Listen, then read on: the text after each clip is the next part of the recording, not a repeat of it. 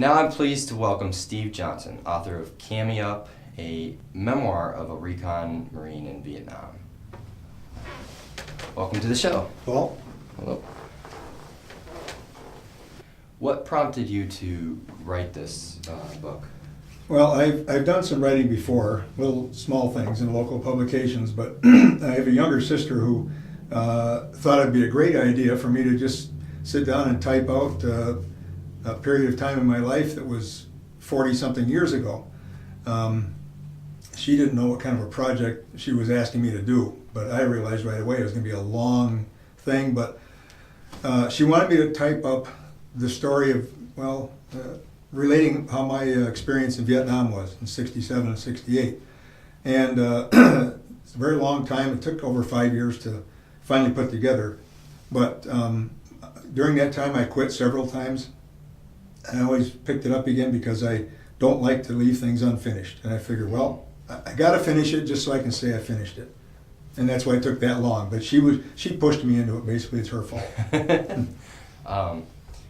Well, I'm sure you get this question a lot of the time, but where did you come up with the title? Camie Up. Camie is short for camouflage, and it's not camouflage like the outfits you see everybody wearing now. It's not camouflage like sticking trees and bushes in your hair and all that kind of thing to hide. We used a stick, like basically a makeup stick, a putty that was rock hard, but it was two different colors of green that we would put on our faces, any exposed flesh, because the idea behind reconnaissance patrols, which is the type I ran, was to go into enemy territory, sometimes miles deep, by helicopter. We'd spend sometimes up to a week out there.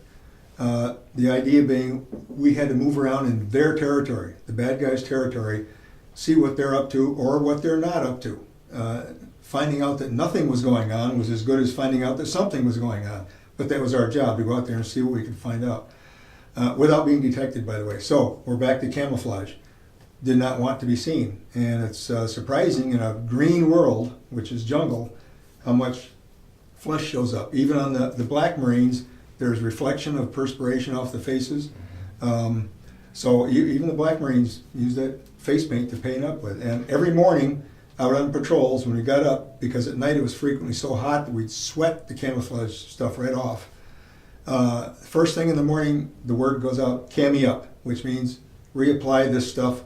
Again, we don't want to be seen out there at all. And the publisher, I was very surprised, actually picked that title. They wanted several examples, and I sent that in because that was just a term that we use all the time. And they thought that would be the appropriate one because it kind of grabs the eye. Yeah, it's catchy. Whatever. And so that's where the title came from. So that's where the recon thing is. Recon is short for reconnaissance, which means just exactly that. Go out and find out what's going on, report back. We had the capability of calling in fixed wing jets or artillery because if you can inflict damage on the enemy while you're out there, great. But we only operated in 7 to 9 man patrols. And if we're out there and we're observing an enemy, for instance, battalion base camp, that's 1,000 people. We're not going to go down there and pick a fight with them. No. But we'll call in people who can do the job. And again, we're invisible out there as much as possible. So we do what damage we can. We report on everything we see, bring that information back. Over a period of time, over many, many recon patrols in a particular area, the S2, which is the intelligence section, will put together all the information that comes back. And based on that information, they know that they can leave this area alone because there's nothing going on there, enemy-wise, or over here is a big buildup. This is where we'll send the ground forces and a major campaign. That's the purpose for us to gather all this information to begin with. Where can people find a copy of this? Well, you can order it through the publisher, which is McFarland.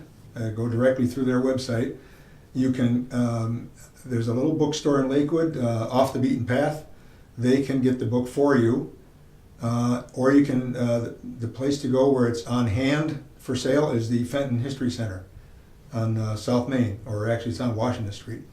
They have copies of the books right there in their gift shop. Cool. Well, thank you for being on the show. No problem. Thank you for talking with me.